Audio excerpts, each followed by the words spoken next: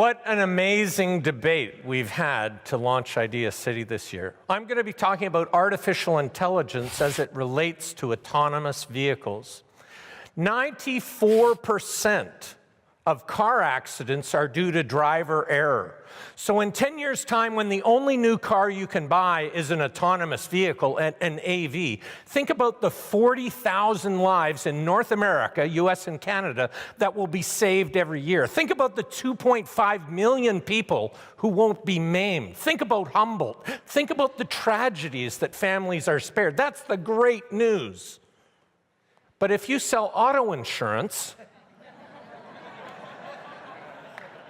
you're going to witness a $500 billion a year market disappear. Now, I'm going to play you a little video, and this is from the dash cam of a Tesla in a Scandinavian country. And the AI, the autonomous system, will send off an audible alarm. Watch when you hear that if you can see anything wrong.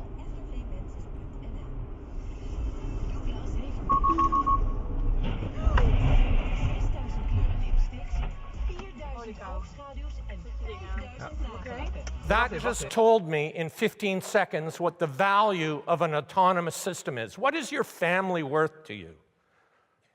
Now think about the implications of this. Who's going to go buy a used car that doesn't have an autonomous system for your kid in 10 years' time?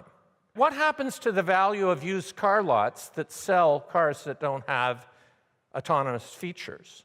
I was working with a series of executives at a group called Tech, and we have many Tech members here today. It's a peer group of executives that meet monthly. Great organization. And one Tech executive said to me, "Jim, I have 16 car dealerships, and I just want to tell you that AVs and EVs, electric vehicles, are less than 1% of the market, so they'll have no impact on my business." So I put these next slides in the deck after the break, just because I'm a kind of nice guy. So here we have large luxury car sales in the US in 2014, and Mercedes is king of the castle. But already the Tesla Model S is number 2. Fast forward to 2015, oops, Mercedes has fallen back, Tesla has accelerated. So 2016, Tesla races ahead, further collapse for Mercedes. In 2017, Tesla's off a little bit. That's because people are buying the Model X in the SUV category that isn't captured here. Now, I want to give you a little simple fact. 10 years ago, Lexus was 2% of Toyota's unit volume in North America and 50% of its profit. Can you hear the huge sucking sound as Tesla strips profitability out of the auto industry? Do you think you can comfortably say, because it's less than a 1% trend, I can ignore it? And it's not just in North America. So here's North America. How bad does it have to be before you say uncle and recognize that change is happening? It's not just in North America. Really, this adds insult to injury. In Germany, the #1 large-selling luxury car is Tesla, beating out Mercedes and BMW on its own home turf. That's gotta hurt. Ouch. It's not just Germany, it's all of Europe. You know, last year GM sold 10 million cars, and 2 days ago, it was valued at close of trading at $63 billion. Tesla, 2 days ago, was valued at $58 billion, and it sold 100,000 cars. So doing the math on this, GM's being valued at $6,300 for every car it makes, and Tesla's being valued at $580,000 for every car it makes. That's a 2x4 to the head of GM executives to get serious about electric vehicles. And they now begin the 8-year development process to bring out sexy EVs from GM. Do you see a problem here? Our organizations are far too slow to change with the times. And you know, in the debate about AI, do we want to save 40,000 people from being killed and 2.5 from being maimed? Inconceivable! For all you Princess Bride fans. So think about the $200 billion a year market for auto repair. What happens to it? Think about car rental companies. I never rent a car anymore. I use Lyft or Uber, and Lyft is now here in Toronto. People like it even better than Uber. You know, what happens to the value of car rental companies? And if we take 2.5 million people out of the mix just on North American roads from being killed or maimed every single year, do we have an overcapacity of ambulances? Is this bad news for ambulance makers? Or is it good news for us not getting maimed?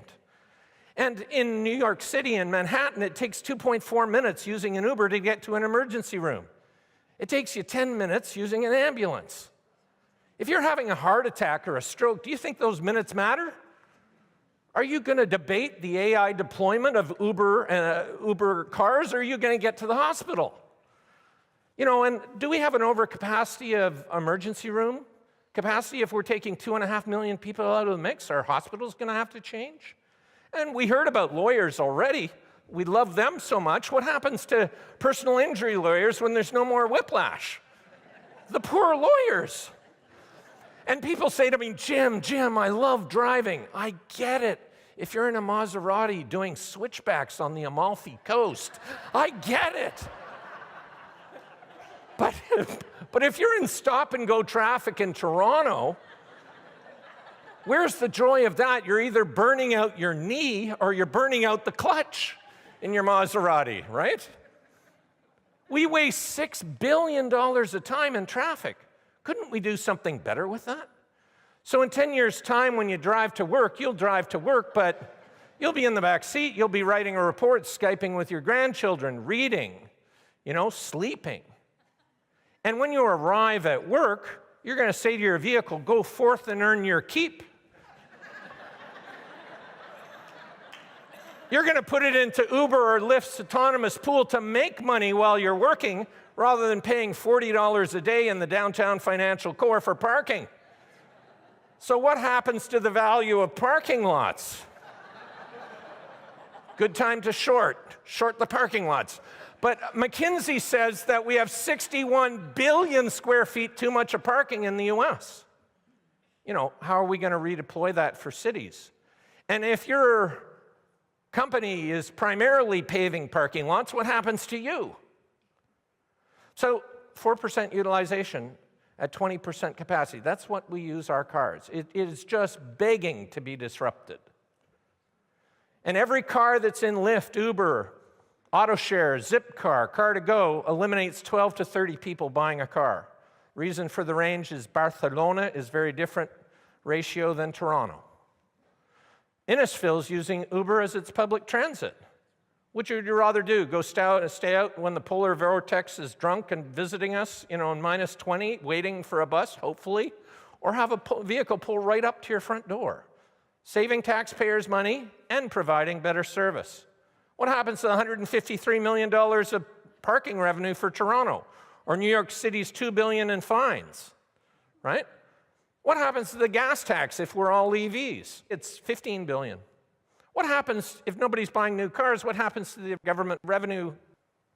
Now, you're thinking, you're going on and on, Jim.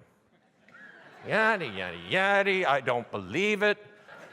Here's New York City in 1900, and if you look closely, you cannot see a single car, not one car.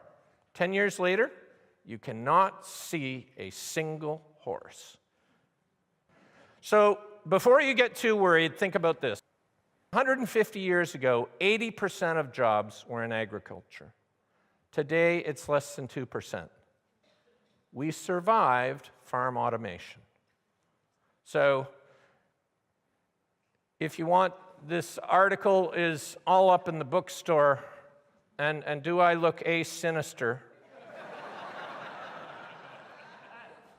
B, very sinister, or C, demonic? I don't know. So I'm looking forward to this debate.